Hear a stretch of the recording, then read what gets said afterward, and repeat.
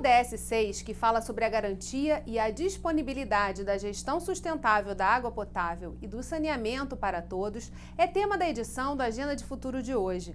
Nesse capítulo, vamos conhecer as prioridades que devem estar no radar dos deputados quando o assunto é saúde pública e desenvolvimento social. A nossa entrevista começa com o presidente da Associação Brasileira de Engenharia Sanitária e Ambiental, a ABS Rio, Miguel Alvarenga.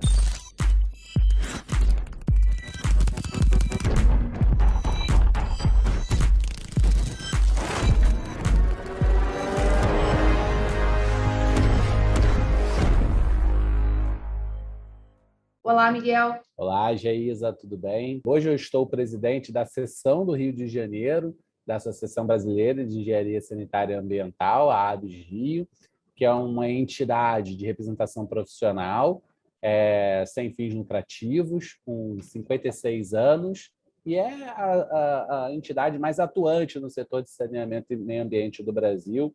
A gente está aí presente em todos os estados e Distrito Federal, aqui no Brasil, uma entidade com muita participação em diversos órgãos colegiados, né, dando destaque aqui no Rio de Janeiro, como, por exemplo, a gente faz parte da diretoria do Comitê Guandu, o nosso representante é vice-presidente também do Conselho Estadual de Recursos Hídricos, e a gente estamos aqui, né, também participando aqui do Fórum da Alerj. A gente tem uma atuação aí, busca, né, ter uma atuação aí o mais próximo possível das principais pautas relacionadas ao saneamento e o meio ambiente, que é um tema, principalmente o saneamento, que nesses últimos anos, aí, os 2 anos, tem estado muito em voga, em grande discussão e em grande transformação, né? Vivemos um momento de grandes mudanças para o setor de saneamento aqui no nosso estado. O Rio de Janeiro ele tem uma agenda forte nessa questão do saneamento ambiental, né, e que precisa ser acelerada, né? A expectativa aumentou bastante com a concessão dos serviços para Águas do Rio, né,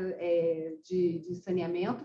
E eu queria que você falasse um pouquinho desse contexto, né? Qual é o desafio e o cenário que o Rio de Janeiro se encontra hoje e que vai, enfim, se projetar aí para os próximos anos. Como é que vocês vão atuar, estão atuando nessas discussões? Um novo marco legal do saneamento, houve uma nova estratégia estabelecida numa concepção de se conceder serviços da área, principalmente de abastecimento de água, esgotamento sanitário, a empresas da iniciativa privada. Eu diria que o primeiro grande case nacional está sendo o Rio de Janeiro. Não é exatamente o primeiro foi Maceió, né, Alagoas, a região de Maceió e Alagoas, mas o Rio de Janeiro é muito maior, assim, em termos de tamanho de população, área, do que a empresa lá em Alagoas, que também é bastante grande, mas aqui é bem maior, né? Então, em termos de dimensão e de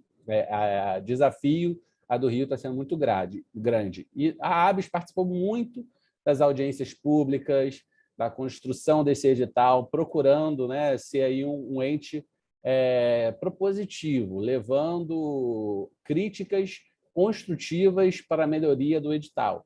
Algumas foram absorvidas, muitas outras não, e se tem um edital hoje que prevê o quê? Prevê que a SEDAI permanece existindo, sendo como produtora de água para a região metropolitana. O que significa isso? Significa que do lado oeste da Baía de Guanabara, onde está a Grande Rio, a SEDAI continua operando a captação e tratamento de água dos 3 principais sistemas que nós temos ali, que é o Acari, Lages e Guandu, que é o principal de todos, é o Guandu. E do outro lado da Baía de Guanabara, no lado oeste, onde seria, vamos dizer, a Grande Niterói, né, o sistema Imunana-Laranjal, que abastece ali Niterói, São Gonçalo, Itaboraí, parte de Maricá.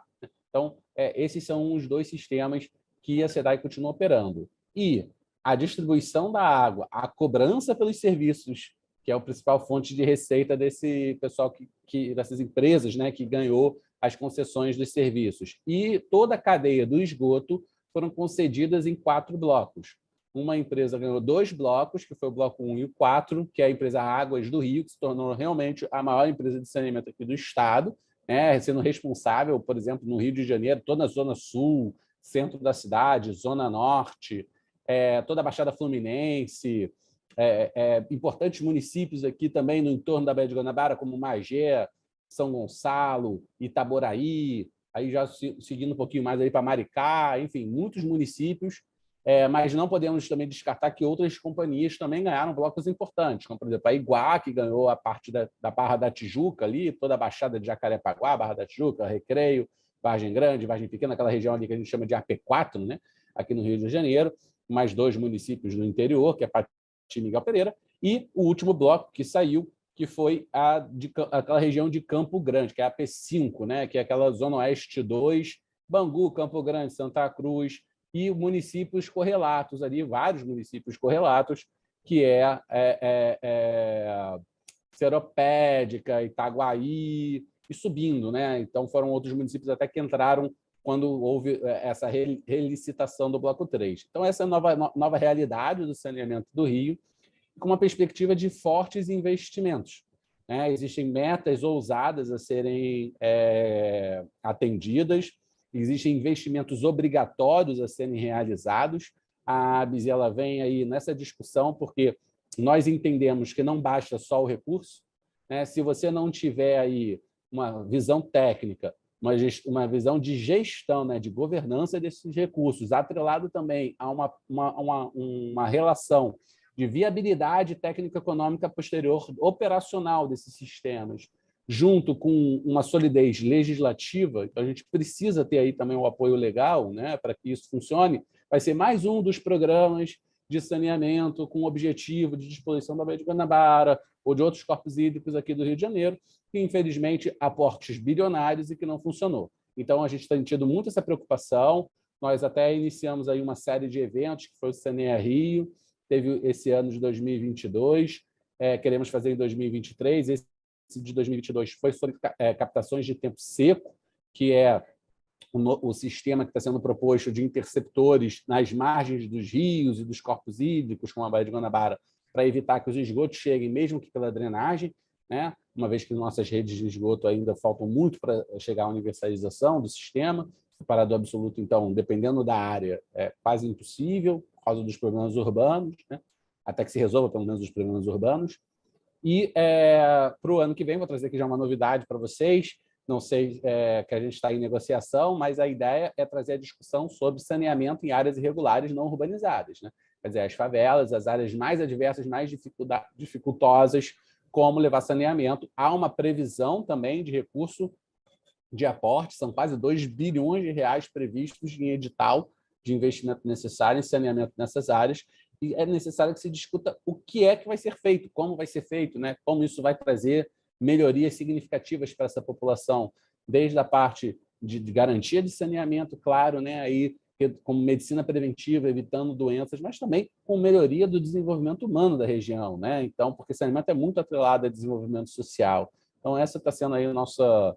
Eu me estendi aqui um pouquinho falando, né? Mas esse está sendo o nosso desafio, um desafio grande junto à ABS, né? Nós somos o corpo diretor, é um trabalho voluntário, dentro do que a gente tem disponibilidade, a gente busca estar aí contribuindo para a melhoria da nossa sociedade, do nosso setor, e graças a Deus a gente tem logrado alguns êxitos bacanas nesses últimos anos.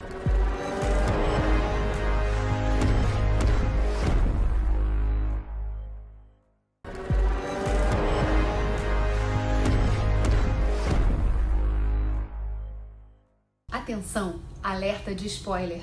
Em entrevista para a Agenda de Futuro, edição 2023, o presidente da Associação Brasileira de Engenharia Sanitária e Ambiental do Rio de Janeiro, Miguel Alvarenga, ressaltou a atuação da instituição na formulação do Marco do Saneamento e o trabalho de acompanhamento permanente que a ABS faz da Agenda de Saneamento do Estado e que ganhou impulso com a concessão pela SEDAI dos serviços de abastecimento de água e esgotamento sanitário. Durante o programa, Miguel também destaca a importância do saneamento básico como desenvolvimento humano e social, principalmente o papel do legislativo nessa agenda nos próximos anos. O senhor citou que tem uma necessidade de ajustes legais, né, do legislativo estar caminhando junto nessa agenda de grandes investimentos previstos e que precisam se realizar para a gente não ficar vendo a mesma história, né, das promessas de despoluição que nunca chegam. Então, o que precisa estar no radar dos deputados nesses próximos 4 anos? Olha, às vezes a sua pergunta ela é assim perfeita, porque eu tenho falado isso com alguns deputados né, que a gente tem em relação institucional pela ABS, eu digo, o edital ele é um edital disruptivo, né, e construído por economistas no BNDES que falaram, agora vocês sigam isso aí, né? Então, assim, tem muitos problemas. É natural, é quase impossível alguém conseguir fazer previsão, por melhor que queira, de tudo que vai acontecer e como as coisas vão se desdobrar. Não dá. Então, agora, o Poder Legislativo ele tem aí uma alcunha importantíssimo de ajustes dessa direção, dessa diretriz que foi tomada, né? Mas, acima do Poder Legislativo, está a agência reguladora nessa discussão. Por quê? O Poder Legislativo ele vai fazer ajustes macros, vai fazer direcionamentos de pontos macros que possam estar tendo algum tipo de dissonância em relação à condução do edital. Mas o ajuste fino, o dia a dia, a regulação do serviço prevista pela agência reguladora. E aí a ação do Poder Legislativo tem que ser de fortalecimento das agências reguladoras. E isso não é só no saneamento, são em todos os serviços. Não é possível você ter um modelo de concessão se não houver regulação forte e qualificada. Infelizmente, nós precisamos evoluir ainda muito nesse sentido aqui no estado do Rio de Janeiro, e eu entendo que essa deve ser uma pauta muito forte da Alerj, que tem que repensar na forma como faz aí o seu processo de condução para o corpo diretor e fortalecimento das agências reguladoras. Eu já trouxe aqui uma série de ações que a ABS realiza nesse diálogo permanente com o executivo, né, com as empresas, enfim. Eu queria que o senhor falasse um pouquinho sobre como a ABS pode ajudar nesse processo, pensando nessa perspectiva do Fórum de Desenvolvimento, que vocês já têm assento há muitos anos, né, já participam dos debates das câmaras setoriais, como que a ABS pode contribuir nesse debate sobre as agências reguladoras e o fortalecimento, principalmente nessa questão do saneamento? Dentro do que a gente pode, a gente busca estar sempre participando de todos esses colegiados. Então, a gente já se inscreveu para participar do Fórum de Acompanhamento Social, que também vai ter que ser criado pela agência reguladora, exatamente que vai ser um instrumento, né, de participação da sociedade civil.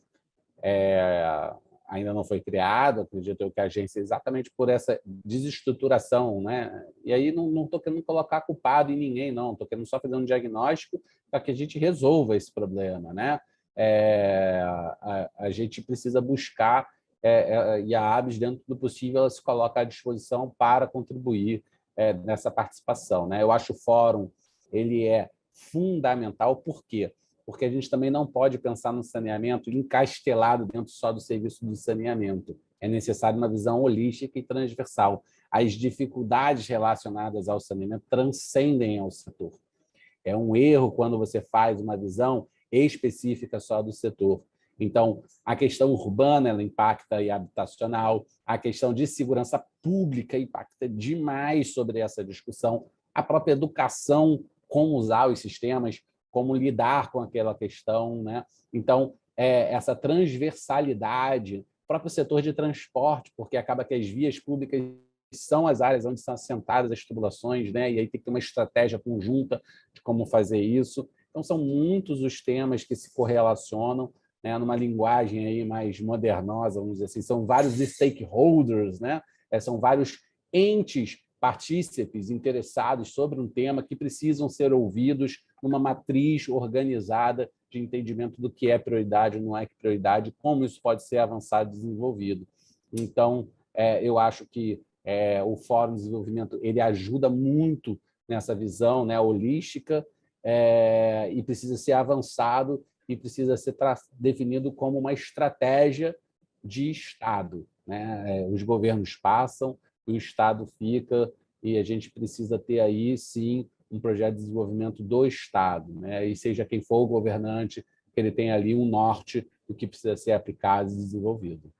O Rio de Janeiro comemorou em 2022 os 30 anos da Rio 92 e assumiu uma agenda para os próximos anos de olhar não só a Baía de Guanabara, mas também todas as nossas outras baías, que são muito importantes para estabelecer esse equilíbrio, né, tão necessário, que vai gerar desenvolvimento social, como você mesmo trouxe aqui na nossa conversa. Queria que você falasse um pouquinho sobre a importância de assumir esse espaço na discussão do desenvolvimento sustentável, né, e esse assento dentro da importância que o Rio de Janeiro já tem, né, nessa agenda, por ter sediado encontros tão importantes aqui. Nessa década da ação, né, que falta pouco, acho que a gente demorou, né, até engrenar e conseguir falar de Agenda 2030 para mais pessoas entendendo desse assunto.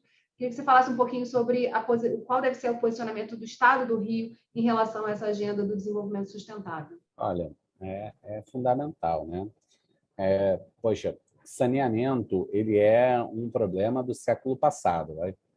A gente, em 2021, ainda está discutindo isso, que mostra o atraso, infelizmente, que o nosso Estado ainda está em desenvolvimento de certas áreas, né?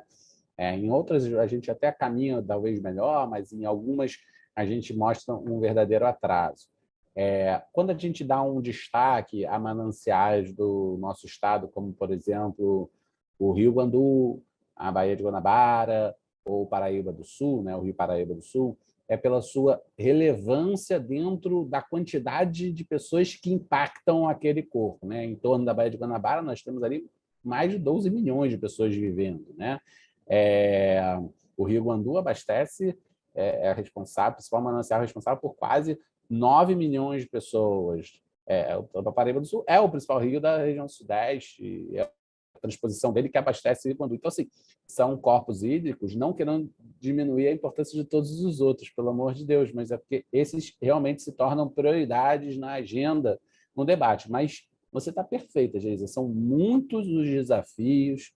Nós temos a Lagoa de Jutunaíba, por exemplo, na região dos lagos, nós temos aqui o Complexo Lagunar de Jacarepaguá e Barra da Tijuca, na cidade do Rio de Janeiro, nós temos a Baía de Sepetiba. O estado do Rio é um estado privilegiado, em termos de beleza, de recursos naturais. A gente precisa cuidar disso. A gente tem que pensar num estado que vá além do petróleo.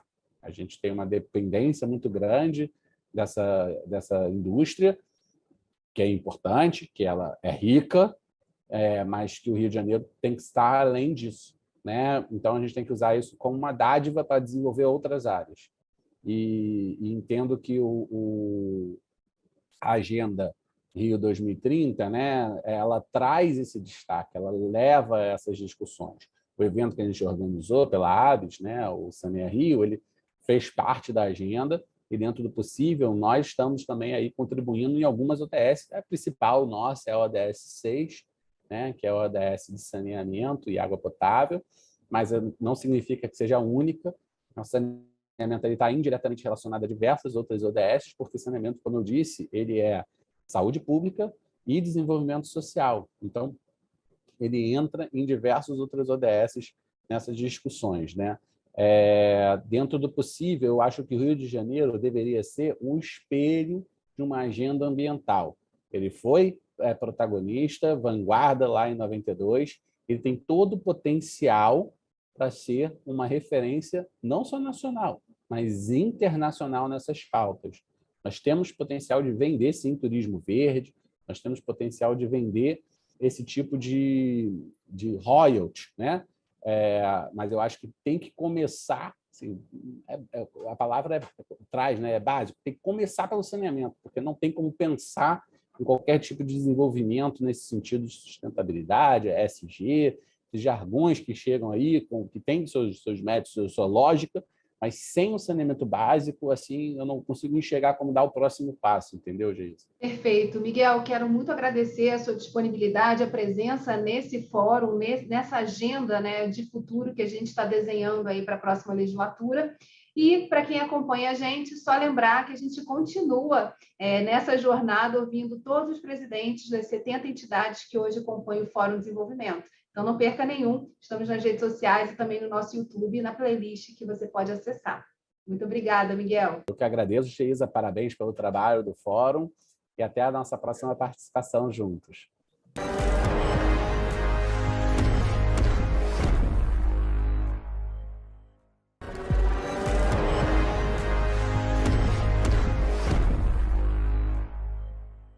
Ainda no campo da saúde pública, o papel do médico veterinário também é importante. Quem explica pra gente nesse bloco do Agenda de Futuro é o presidente do Conselho Regional de Medicina Veterinária do Estado do Rio de Janeiro, Rômulo Spinelli. Conta pra gente sobre a atuação e o foco do Conselho Regional de Medicina Veterinária. O nosso conselho foi criado pela Lei 5.517. Então, nós já fizemos 50 anos de existência, né? E hoje nós começamos a nossa agenda, a nossa sede é em Vila Isabel. Hoje nossa sede é na Rua da Alfândega. O Conselho hoje tem uma estrutura física muito bem montada, apesar de que já não é mais suficiente. Porque quando nós mudamos de Vila Isabel para o centro do Rio, eram 8 faculdades de medicina veterinária, né? Hoje estamos com 35 faculdades de medicina veterinária e quase 19 mil profissionais veterinários ou tecnistas. Então cresceu demais. Inclusive a nossa sede hoje, quando nós planejamos isso em 2011, era uma sede para próximos 20 anos. Em 10 anos ela já está superada. Então agora estamos ampliando agora para o 15º, 16º andar, porque não cabe mais. Mas era, como eu disse, também eram 12 funcionários, estamos com 50 funcionários hoje, entre estagiários e concursados, e comissionados, né? O Conselho, a sua principal função é a fiscalização, né? Como todos os conselhos de classe, mas também somos um órgão de orientação e um órgão consultivo. Inclusive, a própria Assembleia mesmo, alguns deputados sempre consultam a gente sobre como se monta o castramóvel, essas políticas públicas de castração, de vacinação, como proceder, né? Então, nós temos uma legislação própria sobre isso aí, né? Nós hoje também somos 16 conselheiros, né? 4 diretores e 12 conselheiros. É um cargo honorífico, ou seja, nós não recebemos por isso, né? E esses conselheiros, eles têm a função, são clínicos, professores universitários, pesquisadores que fazem parte. A gente, quando montou a chapa, nós procuramos diversificar, porque são muitos processos éticos, inclusive, até por causa dessa infinidade de faculdades, né? 35 faculdades, o Estado do Rio não comporta mais nenhuma faculdade, então muitos processos éticos chegam lá, e isso é dividido pelos 12 conselheiros. Só que os conselheiros trabalham, né? Eles têm suas clínicas, têm seus deveres, né, a serem cumpridos. Então, tem muito serviço, muita demanda, e nós temos as comissões, né? Dentro do conselho nós temos as comissões de educação, comissão de saúde pública, comissão de animais selvagens. Então, quando a demanda chega para a gente, eu, por exemplo, sou do Ministério da Agricultura, né, trabalhava nos programas sanitários do Ministério, né? Eu não tenho conhecimento sobre clínica, eu nunca fiz clínica. E essas demandas a gente coloca para os colegas competentes da área, né, para que sejam julgados, sejam relatados, né? E nós temos 5 fiscais. É muito pouco, o estado do Rio de Janeiro inteiro, são muito poucos. E fizemos agora 2 meses um concurso público, né, contratando mais 3 fiscais e mais 10 administrativos, justamente para que a gente possa ter hoje um corpo de funcionários competentes e capazes de trabalhar em todo o estado do Rio de Janeiro, né, que são 92 municípios, né, fiscalizando as atividades profissionais e protegendo, né, a função do conselho, entre outros, protegendo a sociedade, como todos os conselhos de classe, né, dos maus profissionais, né, dos charlatões que aparecem, né, que tem muita coisa, esse pessoal que vacina em fundo de quintal e tal, a gente brigando sobre isso aí e fiscalizando essa atividade desse pessoal. E temos ainda, só para finalizar, as assessorias regionais, né? Que o estado do Rio é um estado pequeno, mas nós temos assessorias que, na sua região, demanda as necessidades dos colegas para que a gente tome as devidas providências e ajude na região. A medicina veterinária, ela vai além também dos cães e gatos, né? Também tem uma atuação muito forte na saúde. O senhor pode falar um pouquinho sobre esse tema? Então, isso é fundamental, essa é a pergunta sua, porque hoje se fala em saúde única, que é humana, animal e do meio ambiente, né? Isso, inclusive, é preconizado pela Organização Mundial de Saúde. E nós, veterinários, né, temos assim, uma importância fundamental nesse assunto. Eu vou te dar só um exemplo, as toxinfecções alimentares. O que afeta mais a humanidade, a doença que afeta mais a humanidade hoje é a gripe. E a segunda é a toxinfecção alimentar. E o que a gente procura fazer? A toxinfecção alimentar, ela vem justamente da onde? De um queijo que não tenha sido inspecionado, de uma carne não inspecionada, no mel, de uma manteiga, no iogurte, enfim, todos os produtos de origem animal, né? Que você pode ter uma toxinfecção alimentar. E se você fizer uma prevenção lá atrás, com uma fiscalização, com uma vigilância eficiente, você está protegendo a sociedade, o ser humano, de consumir um produto, né, de má qualidade, um produto deteriorado. E aí, gente, eu falo para você, você pega um município pequeno, o estado do Rio hoje passa uma situação financeira delicada, então você pega um município pequeno, né, de 20 mil habitantes, você pensa bem, essa população aí tendo um problema de desinteria, alguma coisa nesse sentido. Quer dizer, o que você vai gastar, né, com a internação desse paciente por ter consumido um produto de origem duvidosa e ter passado mal, roupa de cama, com alimentação, com soro, com seringa, etc., né, que é um custo muito grande para o município. Você poderia, antes disso aí, se você fizesse uma fiscalização preliminar, ou seja, com a contratação de médico veterinário, né, evitar isso aí e esse dinheiro sendo gasto em mamógrafo, topógrafos, aumentando como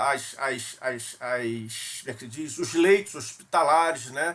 Então esse dinheiro seria empregado nessa situação e automaticamente teria uma população ativa, bem de saúde, né? E apta para o trabalho.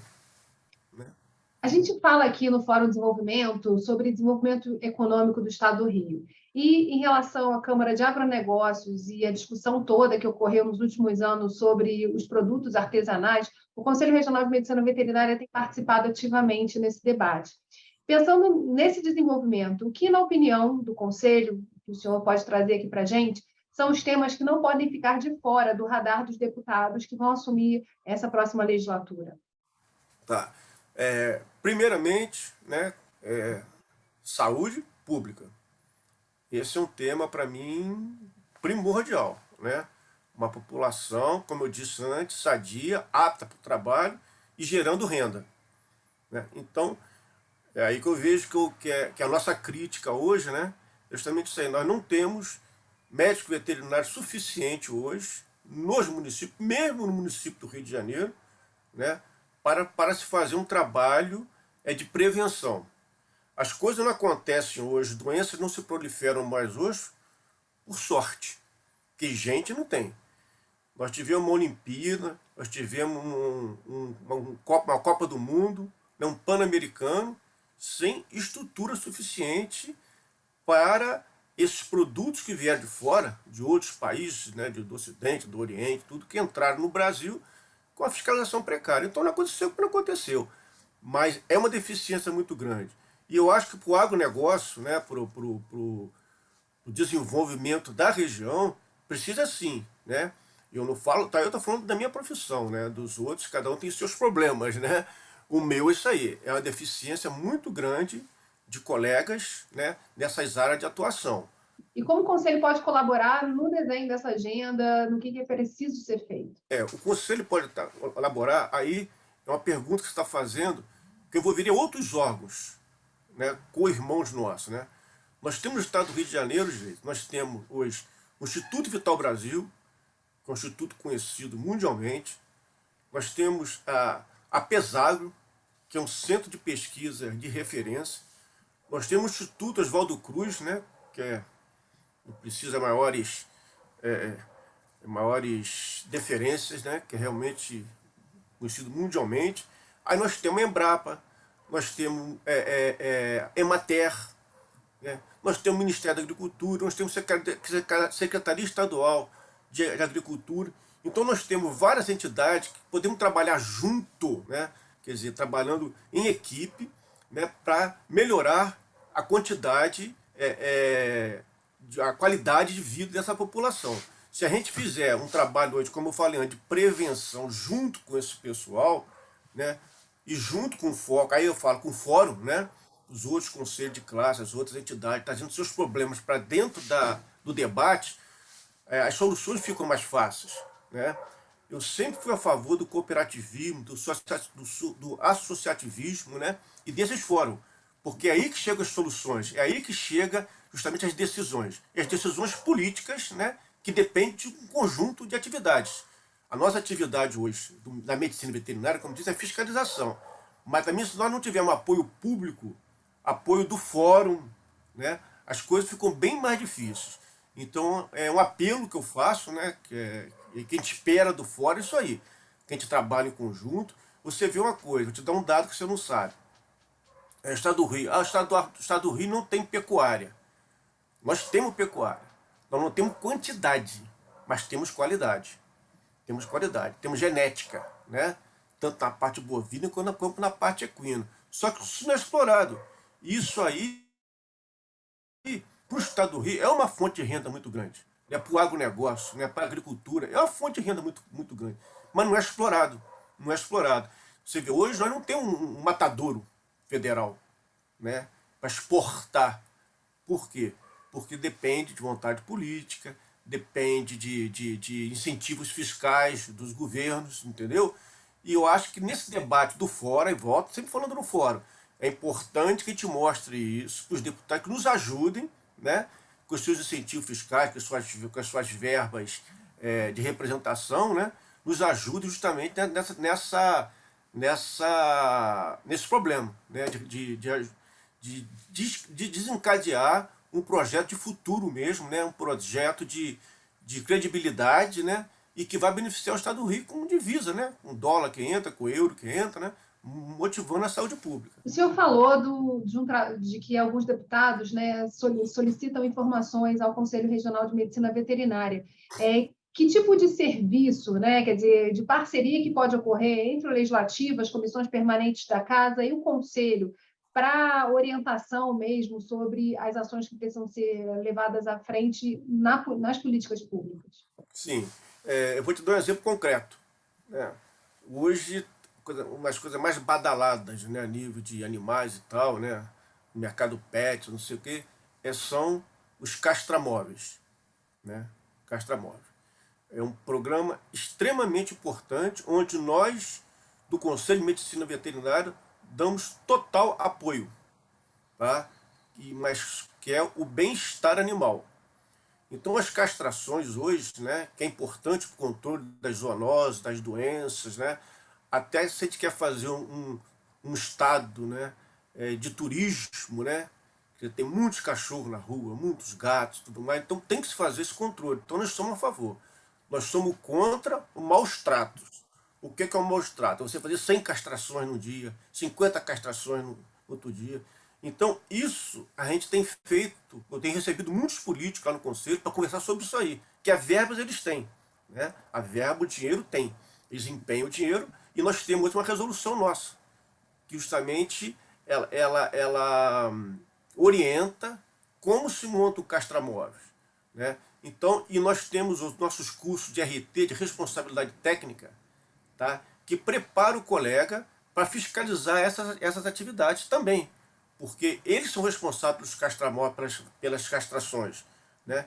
Então, o Conselho hoje ele tem uma função política muito importante. Né? O Conselho, além de fazer política de classe, ele tem que fazer política não partidária, mas políticas outras que envolvam os deputados, os governadores, prefeitos e tudo mais. Então, nós recebemos muitos vereadores, deputados federais, né, pedindo orientação a gente de como se constrói um castramóvel especificamente. Né? O Hospital Popular. Né? Então, tudo isso passa pelo Conselho e passa pela nossa orientação. E acontece muitas vezes que fazem um projeto sem consultar a gente, muito mal feito, aí se joga dinheiro fora, e nós condenamos esses projetos, né, não passam, né, e tem que refazer, tem que voltar a estaca zero. Então a gente, assim, além, como eu falei, um órgão fiscalizador, nós somos um órgão consultivo e orientador. e que a gente pede é justamente isso aí, consulte o conselho antes de fazer um projeto. Obrigada, presidente, por abrir um espaço na sua agenda para contribuir para o desenho dessa agenda de futuro aqui para o estado do Rio de Janeiro. Tá, obrigado, Geisa. Nos colocamos à disposição, temos o maior interesse em participar do fórum. Parabenizo vocês por essa ideia, uma ideia excelente, né? Nós temos colegas hoje extremamente capacitados para discutir qualquer assunto, desde o meio ambiente até a saúde pública, até as zoonoses, né? E que a gente hoje está à disposição, tá? E com certeza esse fórum vai dar resultado, tá? A gente espera que democraticamente as decisões sejam acatadas e principalmente executadas. Mas a nossa função de colaborar, vocês podem contar sempre com a gente, que nós temos pessoas, como volto a falar, extremamente capacitadas em cada área que vocês precisarem.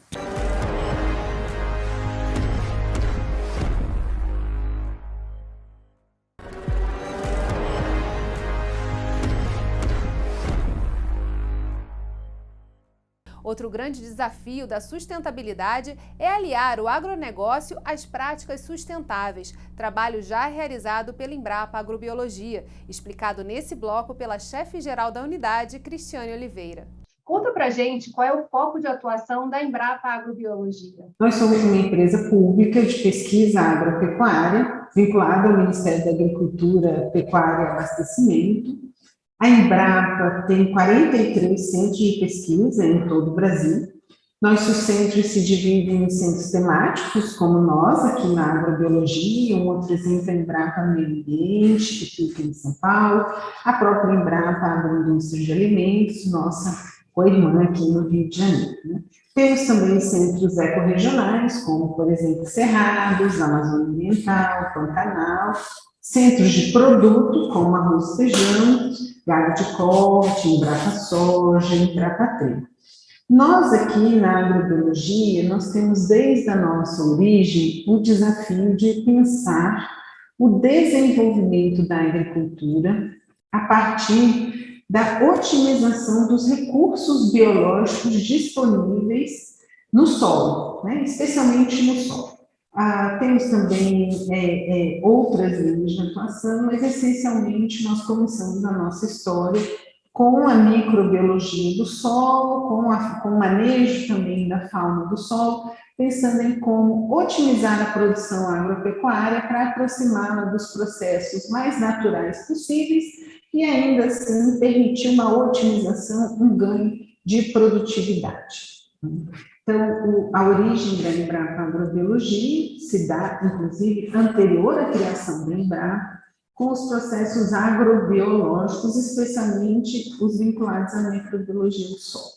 A Embrapa Agrobiologia se relaciona tanto com o Estado quanto com os municípios, com os agentes políticos e gestores públicos. Bem, nós, enquanto um centro de pesquisa, né, a pesquisa por si só ela não faz sentido desconectada da realidade do cotidiano, do dia a dia, entendendo não só as necessidades, mas auxiliando também, né, a partir dessa vivência, a construir cenários futuros a partir das estratégias científicas e acadêmicas disponíveis aí para desenhar cenários. Um grande desafio, por exemplo, em que essa interação da parceria com os outros agentes de Estado e com a própria, o setor produtivo e a sociedade civil organizada, se dá por entender, né, que o desafio constante brasileiro é garantir segurança alimentar, além de uma posição de destaque no mercado internacional. Então, para isso, e são dois grandes desafios, para isso a interação, auxiliando, subsidiando tomada de decisão, gerando informação de qualidade e de confiança para apoiar a tomada de decisão, influenciando na formulação de políticas públicas, seja com consultas pontuais, seja com fornecimento de dados acadêmicos e científicos, e, sobretudo, também formando, né, profissionais de qualidade que possam estar aí atuando no dia a dia da produção agropecuária. Eu gosto de chamar a atenção para uma questão que remete muito ao Rio de Janeiro. É comum a gente ouvir de pessoas que não têm muita vinculação com a área, de que o Rio de Janeiro não tem agricultura, ou que a agricultura do Rio de Janeiro não é uma agricultura significativa, né? E a gente pode observar que, mesmo não tendo um papel de destaque no PIB em si, ela tem um papel preponderante na ocupação da mão de obra e no abastecimento da população do Rio de Janeiro, especialmente com os hortifruti granjeiros. Então, ela tem significativa relevância. O repensar do que é o papel da agricultura passa por um repensar do nosso modelo mental cultural, em que, quando a gente pensa em agricultura, a gente pensa na horta, né? Ou pensa no pasto, em grande escala, mas a gente esquece que a agricultura, para ela ter essa relevância econômica que ela tem hoje, ela é também serviço, ela é também todo o mercado de insumos que abastece a agricultura, da distribuição, e nisso o Rio de Janeiro tem um papel importantíssimo como um grande centro consumidor, um centro formador de opinião e um centro de destinação da imagem do próprio país, né? Muita gente vem para cá e constrói a imagem do Brasil a partir daquilo que visibiliza do Rio de Janeiro. Então, é uma possibilidade de interação importante quando a gente fala em instituições de ciência e tecnologia para a agricultura e a própria ideia de modernidade da agricultura, possibilidades para a agricultura. E falando sobre esse ponto, né, do papel da inovação, do que o Rio de Janeiro oferta de serviços, né, voltados a esse olhar, né, que ao traduzir o Estado, traduz o país, o que tem que estar na agenda dos deputados nos próximos 4 anos, tendo em vista esse olhar para o desenvolvimento e o desenvolvimento atrelado, né, à ciência e tecnologia, a um potencial que a gente tem aqui instalado no nosso Estado? Bem, tem várias possibilidades de conexão e essa interação se dá muito dessa vontade política e essa iniciativa em experimentar algo novo, né? Esse é um desafio, né, para as instituições, especialmente agora pós-pandemia, em que a sociedade, de uma maneira geral, está passando por uma reconfiguração, né? Outras formas de trabalhar, outras formas de se conectar com o outro, de interagir, uma busca maior por qualidade de vida, por bem-estar, né? E nós, instituições públicas, sejamos em qual esfera do Pacto Federativo a gente esteja vinculado, ou mesmo qual seja a nossa atribuição final, exige da gente pensar fora da caixa, né? De alguma forma, repensar a nossa forma de gerar inovação, de construir inovação, mas também de comunicação com a sociedade. Então, oportunidades de correlações e de papéis que o Rio de Janeiro possa ter destaque, passa por um processo de modernização do setor agropecuário fluminense, né? E uma modernização eu não falo de modernização tecnológica em si, no sentido de consumo de tecnologia digital, mas de pensar as estruturas das cadeias produtivas do Rio. Então, a diversificação da produção, né? Investimentos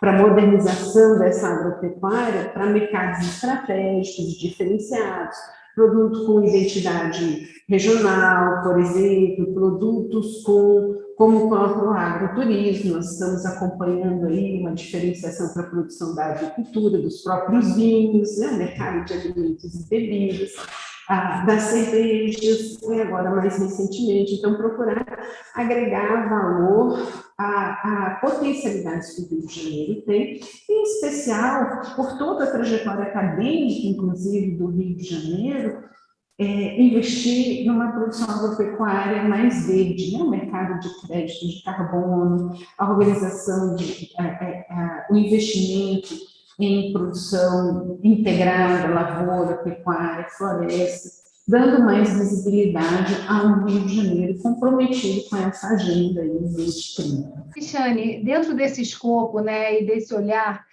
por que é tão importante a Embrapa fazer parte e compor o Fórum Permanente de Desenvolvimento Estratégico aqui da Assembleia Legislativa do Rio?